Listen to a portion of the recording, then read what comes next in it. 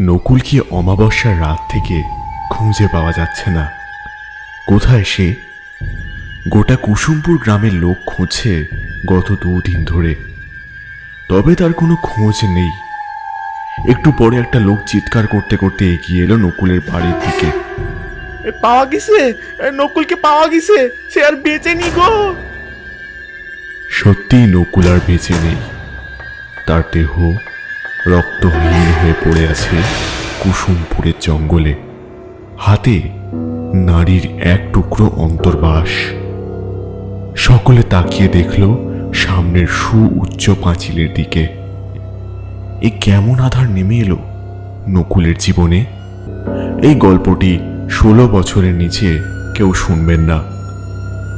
গল্পটি শুনে ভালো লাগলে চ্যানেলটিকে সাবস্ক্রাইব করবেন, ভিডিওটিকে লাইক করবেন এবং নিজের মূল্যবান মতামত জানানোর জন্য একটা কমেন্ট করবেন। ডক্টর বিক্রমদীপ চট্টোপাধ্যায় মহাশয়ের সমীপেশু। ডাক্তারবাবু, নমস্কার নেবেন। আমি হুগলি জেলার চুঁচুড়া সংলগ্ন কুসুমপুর গ্রাম থেকে লিখছি। চিঠি মারফত আপনাকে যোগাযোগ করছি বলিয়া আমার সমস্যাকে কম গুরুত্বপূর্ণ ভাববেন না। সমস্যাটি আমার একমাত্র কন্যাকে নিয়ে। সমস্যাটি এমন যে তাকে সর্বক্ষণ একজন চিকিৎসকের তত্ত্বাবধানে রাখবার দরকার হয়ে পড়েছে। আমার প্রয়াত স্বামী ঈশ্বরপ্রসাদ লাহিড়ীর পৈতৃক ভবনটিই আমার নিবাস। ওনার আশীর্বাদে জমি জমা ও এস্টেটের খাজনায় আমাদের অবস্থা মোটামুটির ওপরে সচ্ছল বললেই চলে। কাজেই আপনার বসবাস ও আহারের কোনো রকম অসুবিধা হবে না। আপনার মাইনে মাসিক 70 টাকা অবধি আমি দিতে সক্ষম। আপনার উত্তর যত শীঘ্র সম্ভব জানালে বাধিত থাকিব। ধন্যবাদান্তে বিনীতা পার্বতী লাহিড়ী। 29/2/1932। লাহিড়ী নিবাস, গ্রাম কুসুমপুর, থানা চুঁচুড়া, জেলা হুগলি। চিঠিটায় দুটো বৈশিষ্ট্য ভীষণভাবে আমার দৃষ্টি আকর্ষণ করল। প্রথমত, পার্বতী লাহিড়ীর লেখনীর পরতে পরতে অনুরোধের সুর থাকলেও একবারও উনি সরাসরি আমায় অনুরোধ করেননি। কথার ফাঁক গলিয়ে বুঝিয়ে দিয়েছেন তার অনুনয়। দ্বিতীয়ত, তার কন্যার রোগটি যে আসলে কি তা তিনি কোথাও লেখেননি, অথচ মাইনের কথা বেশ স্পষ্ট করেই উল্লেখ করেছেন। এ থেকে বোঝাই যায় যে বড় ঘরের গৃহিণীর বৈষয়িক শিষ্টতা থাকলেও বিনম্রতার উপর বহু পুরনো হারানো দম্ভের ঘোমটা পড়েছে। সেকালে কলকাতা শহরে সাহেব ডাক্তারদের কদরই বেশি ছিল। নীলরতন সরকার বা বিধান রায় মানের না হলে এই দুর্ভিক্ষের বাজারে শাঁসালো রোগী জোটা ছিল অত্যন্ত ভাগ্যের ব্যাপার।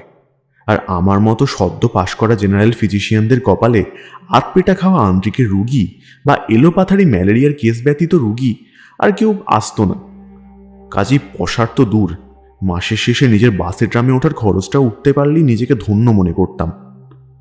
এমন অবস্থায় মাসে 70 টাকার লোভ সম্বরণ করাটা আমার পক্ষে ছিল অসম্ভব। করলামও না। বেশি ভাবাভাবি না করে পরদিনই লিখে দিলাম যে আগামী 8ই মার্চ আমি কুসুমপুরে আসছি। সাথে এও অনুরোধ জানালাম যে আমাকে পথ চিনিয়ে দেওয়ার জন্য চুঁচুড়া স্টেশনে অবশ্যই কাউকে যেন পাঠানো হয়। নির্দিষ্ট দিনে হাওড়া স্টেশনে ট্রেনে চেপে বসলাম। 1-1.5 ঘন্টার বেশি লাগার কথা নয়, অর্থাৎ বিকেলের আগে চুঁচুড়া পৌঁছতে পারব। রেলগাড়ি শহর ছেড়ে যেতেই বাইরের দৃশ্য বদলে গেল। 2 দিকে দিগন্ত বিস্তৃত শ্যামল প্রান্তর, তার মাঝখান দিয়ে ছুটে চলেছে ইস্ট ইন্ডিয়া রেলওয়ের কয়লার ইঞ্জিন।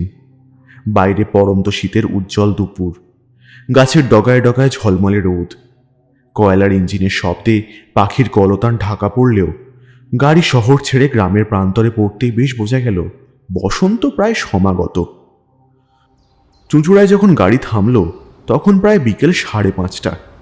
পশ্চিম আকাশে লাল আভাটুকু ছাড়া বাকি আকাশটা গাঢ় নীলাভ হয়ে গেছে।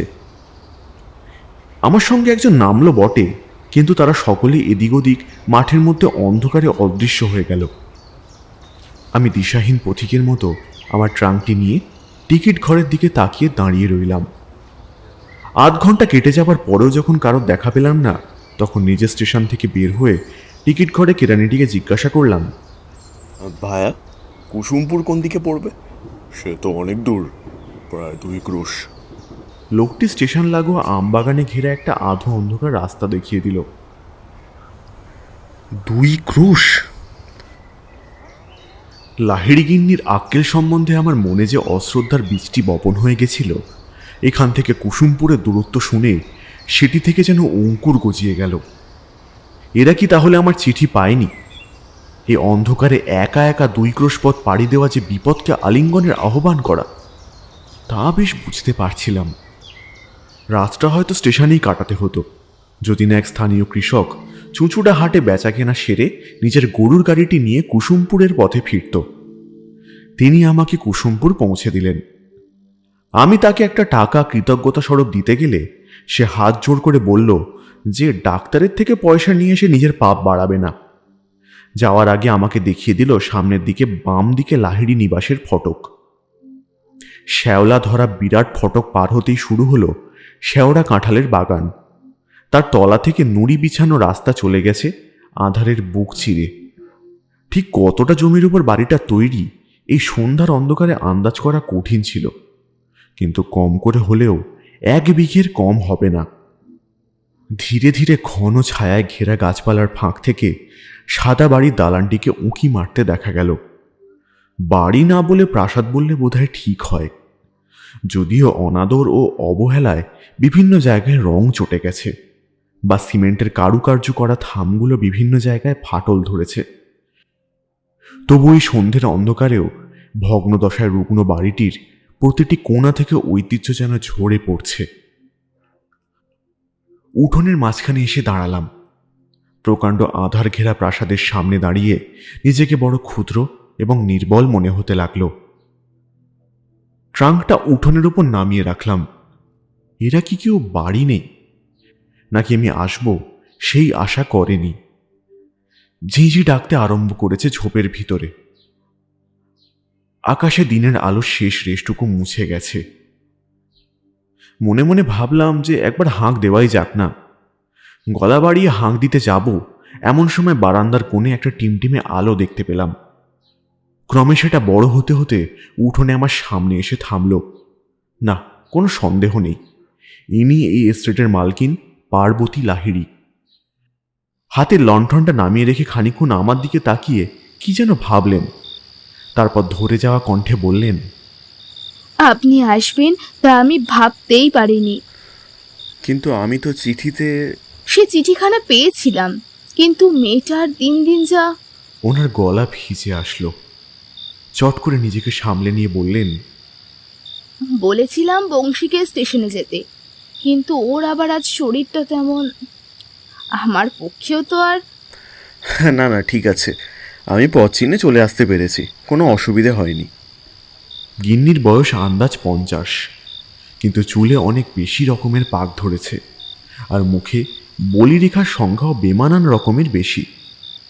পরনে বৈধব্যের মানানসই সফেদ শাড়ি আর খালি পা, কিন্তু মুখে আভিজাত্যের ঔজ্জ্বল্য সুস্পষ্ট। আয়ুর ভারে কোমর ঈষৎ বেঁকে গেলেও এককালে তিনি দীর্ঘাঙ্গী ছিলেন তা বোঝাই যায়। নিজেকে সামলে নিয়ে তিনি লণ্ঠনটি তুলে নিলেন। আসুন। আমি লাহিড়ী দেবীকে অনুসরণ করলাম। বাড়ির বাম দিকে পেঁচানো সিঁড়ি উঠে গেছে।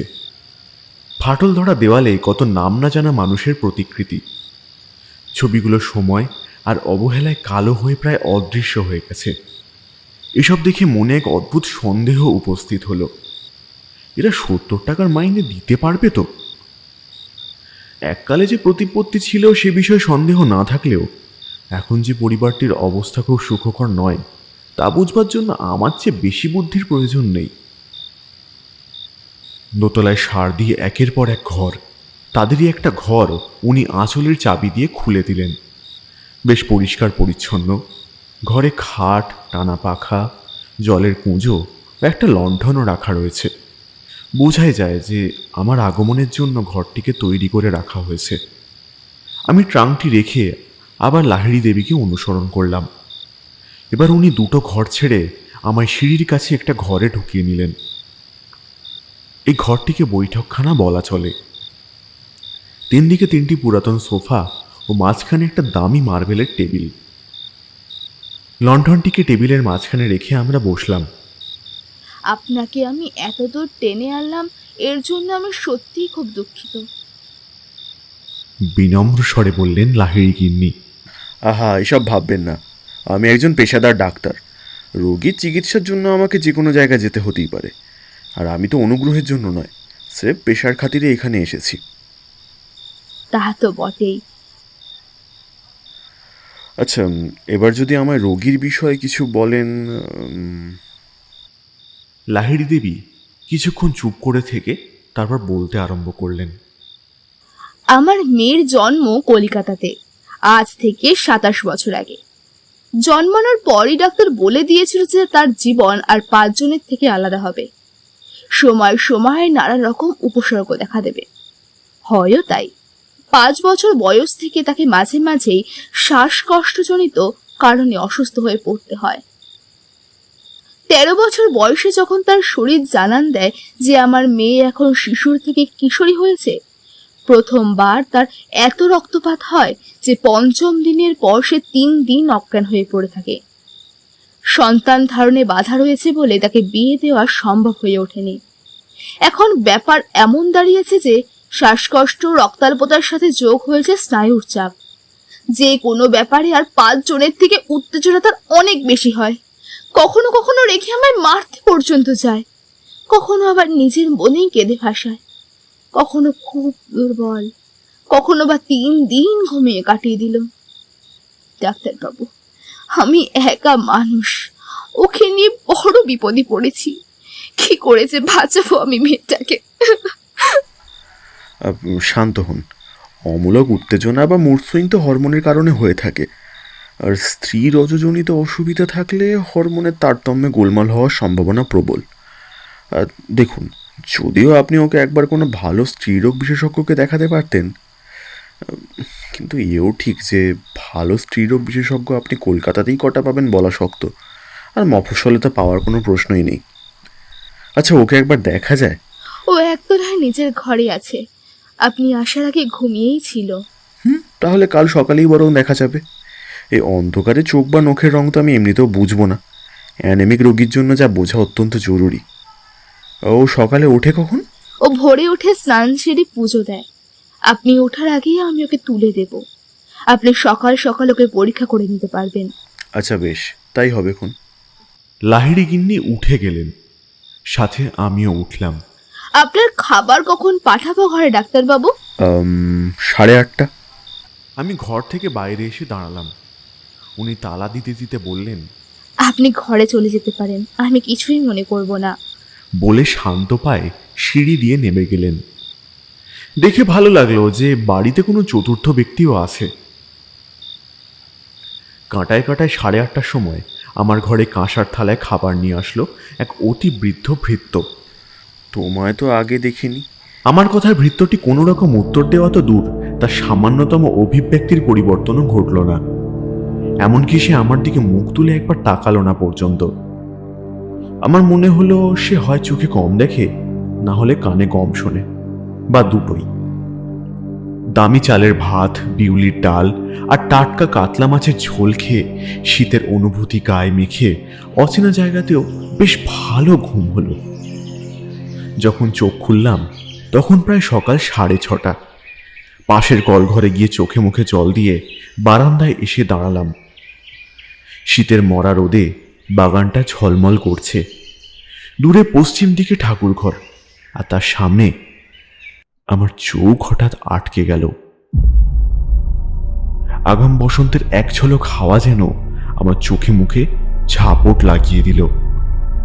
ঠাকুর ঘরের সিঁড়িতে ফুলের সাজি হাতে দাঁড়িয়ে আছে একটা মেয়ে, গায়ে আধ ভেজা ফিনফিনে শাড়ি, যা তার সিক্ত পিঠের উপর স্থানে স্থানে চেপে বসেছে।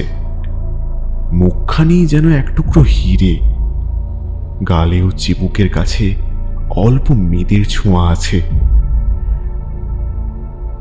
ঠোঁট দুটো ভরাট ও পিচ্ছিল, যেন জগতের সব রস ওই গোলাপি মাংসখণ্ড যুগলের অন্তরে ঠেসে ভরা।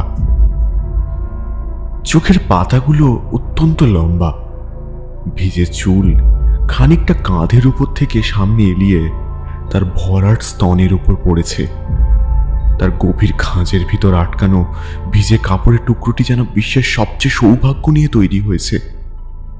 কোমর আর পেটের ভাঁজের উপর দিয়ে জলের ফোঁটাগুলো আলতো করে গড়িয়ে পড়ছে আর স্থান পাচ্ছে আবৃত নাভির কাম গহ্বরে। তার শরীর যেন যৌবনে ঠাসা, কোনো এক অজানা স্বর্গ, যা শুধু বিমোহিত নয়, পুরুষকে কাম উন্মাদ করে সহাসে মরতে বা মারতেও বাধ্য করে। পলকে ভুলে গেলাম যে আমি একজন চিকিৎসক, ভুলে গেলাম আমার সেবা ধর্মের শপথের কথা। আমার 24 বছরের যৌবন যেন উদ্বেলিত হয়ে উঠল। শিরায় শিরায়, রন্ধ্রে রন্ধ্রে সবকিছু যেন অনুভব করতে পারলাম। রমণী ধীর পায়ে উঠোনে ভিজে পায়ের ছাপ ফেলে বারান্দায় উঠে গেল। আমি অনেকক্ষণ সেই দিকে তাকিয়ে থেকে সরে আসলাম। মেডিকেল কলেজে শোনা একটা কথা আমার মাথায় ঘুরে ঘুরে আসতে লাগলো। রোগী আর ডাক্তারের সম্পর্ক মোটর আর মেকানিকের মতো। এতে অনুভূতি নেই, চেতনা নেই, মমতা নেই, আছে শুধু সেবা ধর্মের প্রতি নিষ্ঠা। মনের কোনায় অন্তর্যামী লামপট্ট যেন হেসে মনে করিয়ে দিল, সেবা করতেই তো আমার এখানে আসা। এমন এক রোগীর সেবা 1-2 দিন ধরে নয়, দিনের পর দিন, রাতের পর রাত আমি করে যাব। কেউ ভুল বুঝবে না, কেউ দোষ দেবে না, ডাক্তার বলে কথা। আমার ঠোঁটের কোনায় খেলে গেল একটা পৈশাচিক হাসি। একতলার পূর্ব দিকের ঘরের দরজায় আলতো টোকা দিলাম। দরজা স্রেফ ভেজানো ছিল, তবু ভদ্রতার খাতিরে টোকা না দিলেই নয়। মেয়েটি দরজা খুলল। সকালে দেখা শাড়িটা ছেড়ে এখন অন্য একটা রাঙা রঙের কাপড় পরেছে সে। শাড়ির রংটা যেন তার অঙ্গে অঙ্গে আগুনের উত্তাপ জাগিয়ে তুলছে। তা যেন যৌবনের পরিপক্কতায় টইটুম্বুর। বলুন। আমি কাল এখানে এসেছি। কাল রাত হয়ে গিয়েছিল বলে আপনাকে আর বিরক্ত করিনি। আর যদি একবার একটু পরীক্ষা করতে দেন তাহলে খুব ভালো হয়। মেয়েটি নিঃশব্দে একবার উপর থেকে নিচ অব্দি আমায় দেখে নিয়ে পথ ছেড়ে দিল। আমি তার পিছন পিছন ঘরের ভিতরে ঢুকলাম। বেশ পরিচ্ছন্ন ঘর। ভেজা চুল ঝাড়তে ঝাড়তে প্রশ্ন করল মেয়েটা, আপনাকে সকালে চা দিয়েছে? আগে হ্যাঁ, আপনার মা সকালে আমাকে নিয়ে একবার আপনার কাছে আসতে চেয়েছিলেন।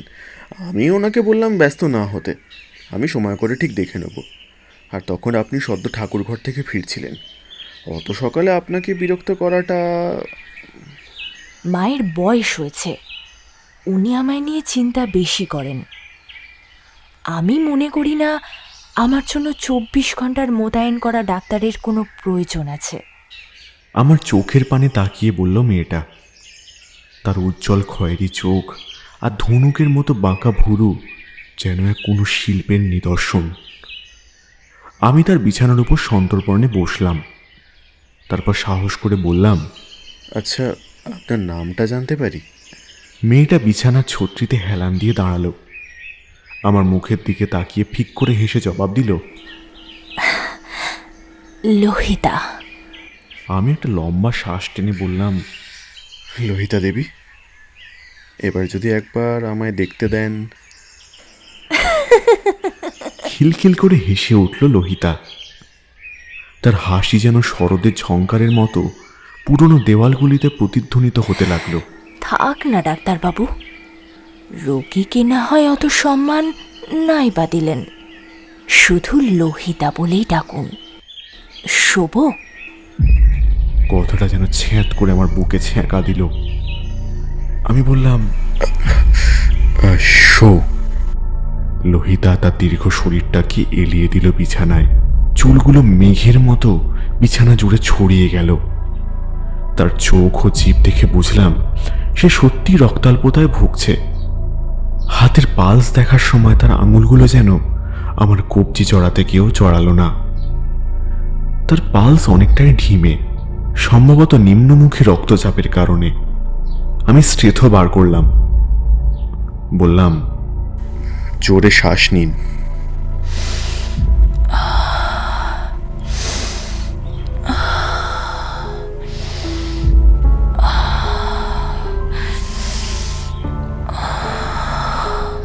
লোহিতা বুক ভরে করে শ্বাস নিল। তার প্রাচুর্যে ঠাসা বক্ষদ্বয় উথলে উঠল ঊর্ধ্বপানে।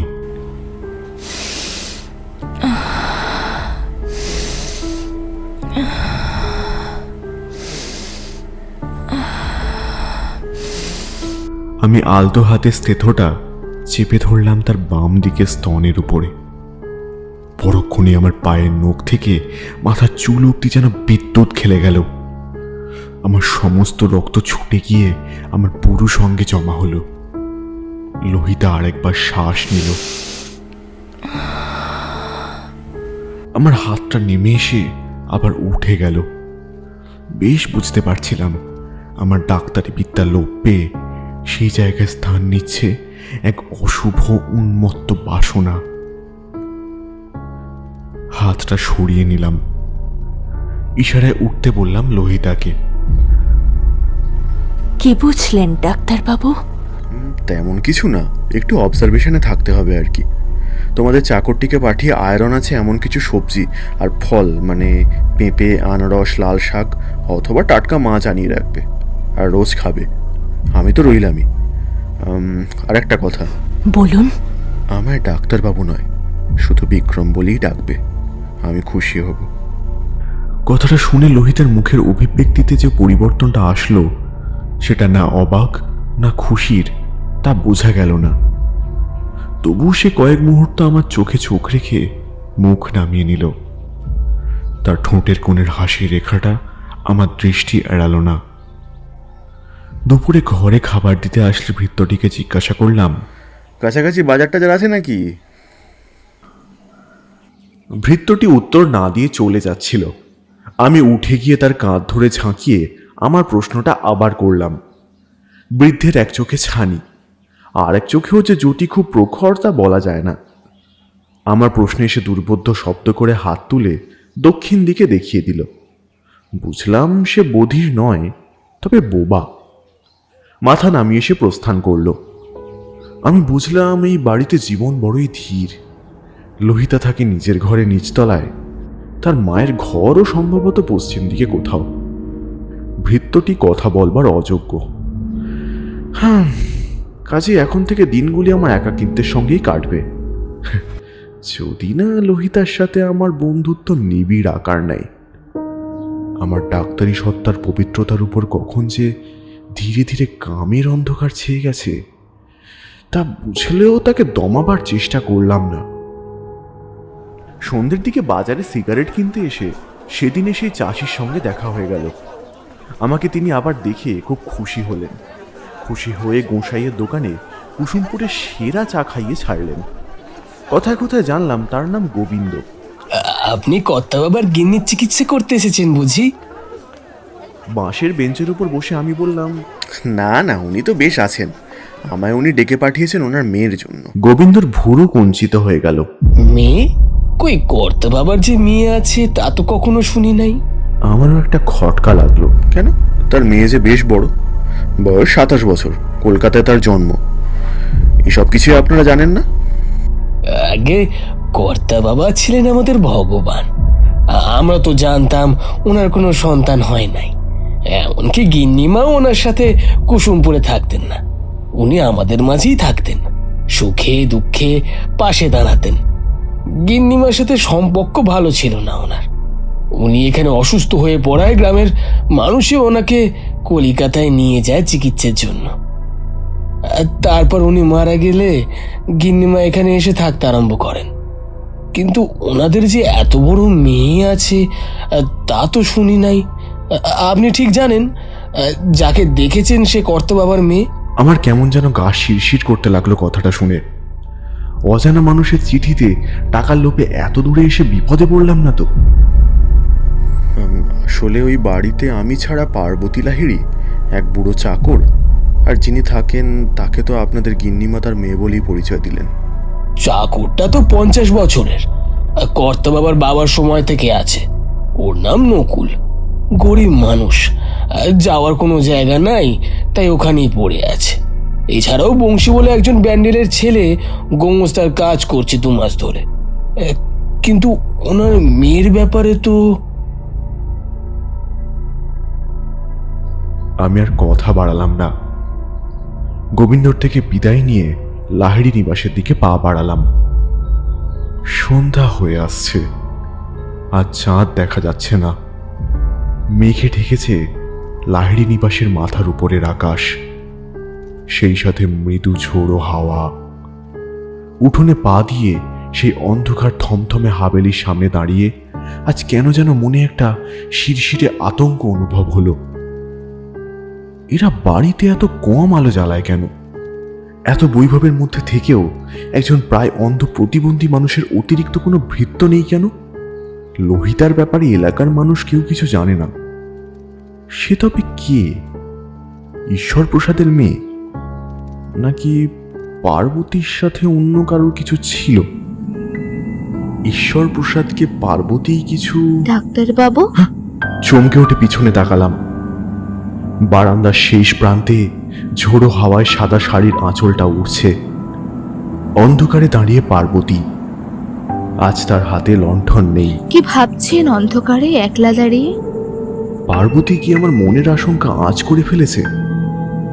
না না, আমি নিজেকে সামলে নিয়ে বললাম, কিছু না, আমি নিজের ঘরে যাচ্ছিলাম।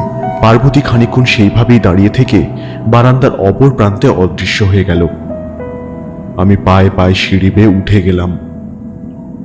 দোতলার বারান্দাটা খুটখুটে অন্ধকার, মাঝে মাঝে অল্প বিদ্যুতের আলোতে ঝলকে উঠছে ছোপ ধরা অন্ধকার কোণগুলো। আজ ঝিঝির ডাক নেই, কানে আসছে শুধু হাওয়ার চাপা গর্জন। ঘরে ঢুকে লম্পটি জেলে একটা সিগারেট ধরালাম। মনের মধ্যে অনেকগুলি প্রশ্ন উথাল পাথাল করছে। এত বড় হয়ে গেল একজন মেয়ে, অথচ কেউ সেই বিষয়ে জানবে না। দোতলায় আর একতলায় 3টি ঘর বাদে সব ঘর তালা বন্ধ। কেন? বংশী ছেলেটি বা কোথায় গেল? থমথমে শুনশান লাহিড়ী নিবাসে কি সত্যিই কোনো কদর্য রহস্য লুকিয়ে আছে? না, এই জায়গায় থাকাটা শ্রেয় নয়। মা মেয়ের ব্যবহারে আমি কোনো বেচাল না দেখলেও এ বিষয়ে সন্দেহের কোনো অবকাশ নেই যে এই পরিবারটির সাথে রাতের পর রাত এই হানা বাড়িতে সহবাস করা উচিত হবে না। ঠান্ডা মাথায় সিগারেটটা শেষ করে আমি ট্রাঙ্কটা গোছাতে লাগলাম। আজ রাতে হয়তো কলকাতা ফেরবার গাড়ি পাবো না। বাজার এলাকায় গিয়ে গোবিন্দর খোঁজ করব। সে নিশ্চয়ই আজ রাতে থাকার মতো একটা জায়গা করে দিতে পারবে। তারপর কাল সকালের প্রথম গাড়ি ধরে হাওড়া ফিরে যাব। ঝোড়ো হাওয়াটা বাড়ছে। বৃষ্টি নামার আগে আমাকে বাজারে পৌঁছতেই হবে। ট্রাঙ্কটা তুলে নিয়ে পা বাড়াবো, এমন সময় বিদ্যুতের আলোতে একটা অবয়বে ছায়া দেখতে পেলাম। শিউরে উঠে দুপা পিছিয়ে আসলাম। চেয়ে দেখি সামনের অন্ধকারে ছায়ামূর্তির মতো আমার দরজায় দাঁড়িয়ে আছে লোহিতা। পরনে গাঢ় রক্তবর্ণ শাড়ি, চুল সুন্দর করে খোপা বাঁধা, কপালে লাল টিপ, নাকে নোলক, হাতে চুড়ি, যেন নিজেকে সম্পূর্ণ শৃঙ্গারে নিমজ্জিত করে আমার সামনে মেলে ধরেছে। আমি ট্রাঙ্কটি নামিয়ে রাখলাম। এই সাজে যেন এর আগেও কোথাও তাকে দেখেছি। মনে পড়ল না। বিক্রম, সেই ভরাট রসসিক্ত কণ্ঠস্বর। বলো লোহিতা। আমার স্বর স্থির ও শান্ত। বুকের ভিতর রক্তবিন্দুগুলি যেন একটু একটু করে নিজেদের স্থিরতা হারাচ্ছে। আমার তলপেটের ব্যথাটা আজ খুব বেড়েছে বিক্রম, সেই সাথে শ্বাসকষ্ট। মনে হচ্ছে তোমার রজসময় ঘনিয়ে এসেছে লোহিতা। তোমার এখন বিশ্রাম করা উচিত। বেশি হাঁটা চলা বা সিঁড়ি ভাঙলে রক্তপাত বেশি হবে। লোহিতা আমার পাশে রাখা ট্রাঙ্কটিকে এক ঝলক দেখে পুনরায় আমার দিকে তাকালো। তার হালকা খয়েরি চোখ দুটো স্থির। কপালের উপর এক গোছা চুল এলোমেলো উড়ছে। তুমি চলে যাচ্ছ? হ্যাঁ, আমায় চলে যেতে হবে। লোহিতা পায়ে পায়ে ঘরে ঢুকে আসলো। কিন্তু আমার যে তোমায় এখন দরকার বিক্রম। কুমারী যুবতীর গলায় বাসনার সুর যেন শব্দে শব্দে বৃদ্ধি পাচ্ছে। তার কম্পমান চোখের তারা এখন আমার চোখে ইঞ্চি খানেক দূরে। তার শ্বাসের গন্ধ যেন হাজার পিপে মদের সুবাস, যার নেশায় আমি একটু একটু করে মাতাল হয়ে যাচ্ছি। ঝড়ের শব্দ ছাপিয়ে আমার কানে আসছিল নিজের বুকের ধুকপুকানি। একটা দমকা হাওয়া এসে লম্ফের শিখাটাকে নিভিয়ে দিল, সেই সাথে উড়িয়ে দিল লোহিতার শাড়ির আঁচল। তার উন্মুক্ত পিঠে আমি আমার হাত রাখলাম। শরীর তো নয়, যেন ফুলের কুঁড়ির উপর হাত বোলাচ্ছি। আঙুলের ছোঁয়ায় বুঝতে পারছিলাম আমার স্পর্শে তার নরম পিঠে কাঁটা দিচ্ছে। লোহিতার হাতের আঙুলগুলো পাঞ্জাবির ফাঁক গুলে আমার বুক স্পর্শ করলো। আমার চওড়া ছাতির লোমকূপগুলো দিয়ে যেন বিদ্যুৎ খেলে গেল। ঠোঁটে কামড় দিয়ে চোখ বুঝতেই শ্বাস ফুলে উঠল লোহিতার। মাথাটা পিছন দিকে হেলে গেল আবেশে। আর পারলাম না নিজেকে ধরে রাখতে। নিচু হয়ে লোহিতাকে তুলে নিলাম আমার মজবুত দুই বাহুতে। তারপর শুইয়ে দিলাম তাকে খাটের উপর। উন্মুক্ত হয়ে ছড়িয়ে গেল তার কেশরাশি। পাঞ্জাবিটা খুলে ছুঁড়ে ফেললাম ঘরের কোণে। তার পাশে গিয়ে শুতেই সে উঠে বসলো আমার উপর। তার হাত দিয়ে প্রাণ ভরে স্পর্শ করে নিল আমার সুঠাম কাঁধ, বুক আর হাত। ডান হাতে তার শাড়ি টেনে অনাবৃত করে দিলাম তার বক্ষ। সে আলতো ঝুঁকে আসলো আমার উপর, তার বুক আমার বুকের উপর আর আমার হাত তার মাংসল কোমরে। তারপর আমার কানে ফিসফিস করে বলল, ডাকিনি দেখেছ বিক্রম? ডাকিনি?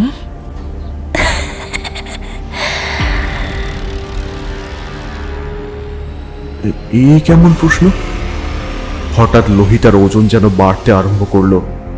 আমার হাত দুটো নিজের কোমর থেকে ছাড়িয়ে সপাটে চেপে ধরলো নিজের দুই হাঁটুর নিচে। লোহিতার হাতে এত জোর আসলো কোথা থেকে? হাসতে আরম্ভ করেছে লোহিতা। গায়ে কাঁটা দিয়ে উঠল আমার। সর্বশক্তি দিয়ে ঝটকা মারবার চেষ্টা করলাম, কিন্তু বৃথা সব চেষ্টা। কান ফাটানো শব্দে বাজ পড়ল, আর ঝলকে যা দেখলাম তাতে ভয় চিৎকার করে উঠলাম। আমার কোমরে চেপে বসেছে এক নগ্ন পৈশাচিক নারী মূর্তি। ঝড়ে তার চুল ঊর্ধ্বমুখে উঠছে। তুমি কে? আচমকায় গলা দিয়ে প্রশ্নটা বের হয়ে আসলো। লোহিতা মুখ নামিয়ে আমার মুখের কাছে আনলো। যে ঠোঁটে এতক্ষণ পাচ্ছিলাম নেশালো সুবাস, তা বদলে গিয়েছে গা গুলোনো দুর্গন্ধে। তার বিভৎস খয়েরি চোখ দুটো লোলুপ দৃষ্টি আমার দিকে। তোমায় যে আমার দরকার বিক্রম। তাজা রক্তের সুধা যে আমায় বাঁচিয়ে রেখেছে ডাক্তারবাবু। গত মাসে বংশী, আর এ মাসে তুমি।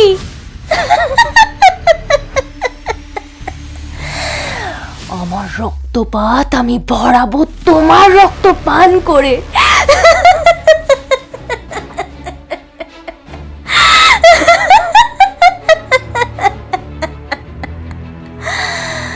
পলকে বদলে গেল লোহিতার রূপ। এ কি, এ কাকে দেখছি? আমার বুকের উপর চেপে বসে আছে পার্বতী লাহিড়ী। ভয়ানক, বিভৎস, নগ্ন। আর্তনাদ করে উঠলাম আমি, কিন্তু এই বিশাল ডাকিনীপুরীতে আমার আর্তনাদ শোনার মতো আর কেউ নেই। এবার মনে পড়ল লোহিতার ছবি কোথায় দেখেছিলাম। প্রথম দিন সিঁড়ি দিয়ে উঠবার সময় তৈলচিত্রগুলোর মধ্যে একটাতেই দেখেছিলাম জমিদার গোছের একটা মানুষের পাশে হুবহু এই চেহারার এক মহিলা, অর্থাৎ স্বামী স্ত্রী। এই ডাকিনী নিজের যৌবনের রূপ ধরে এতক্ষণ আমায় যৌনতার জালে ফাঁসিয়ে নিজের রক্ত তৃষ্ণা মেটাবার জন্য আমাকে ডেকে এনেছে। অট্টহাসিতে কেঁপে উঠল ঘর, গর্জে উঠল বাজ। পার্বতীর জিঘাংসা ভরা মুখের ভিতর থেকে বের হয়ে আসলো দুটো ছুঁচলো দাঁত। লকলকে জিহবাটি ঝুলে পড়ল মুখের ফাঁক দিয়ে। তার চোয়ালটি নেমে আসলো আমার গলা লক্ষ্য করে। আমি মৃত্যু ভয়ে চোখ বুঝলাম। হঠাৎ এক দুর্বোধ্য হুঙ্কারে আমার সম্বিত ফিরল। আমার নজর ঘুরল দরজার দিকে। দেখি সেখানে দাঁড়িয়ে আছে সেই অন্ধভৃত্যটি। হাতে তার একটা বড় কাটারি। ছানি পড়া চোখেও জ্বলছে ক্রোধের ভাঁটা। বাঁচাও বলে চিৎকার করে উঠলাম। বৃদ্ধ গর্জন করে কাটারিটি মাথার উপর উঠিয়ে সোজা ঝাঁপিয়ে পড়ল পার্বতীর উপর। মারতে থাকলো এলো পাথারি কোপের পর কোপ। পার্বতী আমায় ছেড়ে আর্তনাদ করে হুমড়ি খেয়ে পড়ল বৃদ্ধের উপর। আমি এক লাফে উঠে পড়লাম। বৃদ্ধের হাত থেকে কাটারিটা ছিটকে পড়ল মেঝেতে। তারপর আমার কিছু করবার আগেই বৃদ্ধ নিজের সমস্ত শক্তি দিয়ে পার্বতীকে চাপটে ধরল। তারপর পেছনের গরাদবিহীন জানলা দিয়ে ঝাঁপ মারল নিচে। ধূপ করে দুটো শরীর মাটিতে পড়ার শব্দ হলো। তারপর সব চুপ। আতঙ্কে রেশ কাটতে না কাটতেই আমি উঁকি মারলাম জানলা দিয়ে। বিদ্যুতের আলোয় দেখতে পেলাম 25 ফুট নিচে শান বাঁধানো চাতালের উপর ঘাড় মোটকে পড়ে আছে একটা দৈত্য সদৃশ উলঙ্গ নারী শরীর। ও তার পাশে নিথর হয়ে পড়ে আছে নকুল, বিশ্বস্ত নকুল। চোখে মুখে তার প্রশান্তির ছাপ। সে শুধু আমার প্রাণ বাঁচায়নি, নিজের প্রাণ দিয়ে সাপ মোচন করে গেল তার ভ্রান্ত মনিবের বিধ্বস্ত ঐতিহ্যের।